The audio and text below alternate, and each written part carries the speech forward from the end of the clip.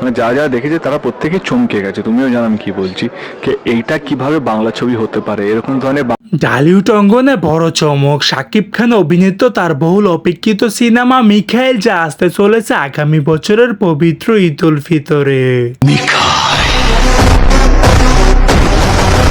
Mikhail তাণ্ডবের শাকিব খানের একটি গুরুত্বপূর্ণ চরিত্র ছিল, আর সেই গুরুত্বপূর্ণ চরিত্রের জীবনী নিয়ে তৈরি করা হবে এই মিখাইল সিনেমাটি।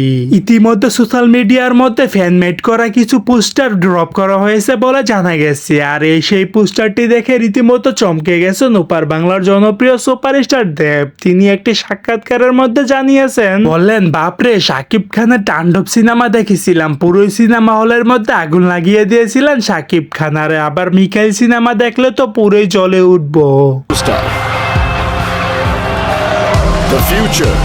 সো দর্শক, আজকের এই ভিডিওটি এই পর্যন্তই। যদি ভিডিওটি ভালো লেগে থাকে তাহলে ভিডিওতে একটি লাইক, একটি কমেন্ট আর অবশ্যই চ্যানেলটি সাবস্ক্রাইব করতে ভুলবেন না।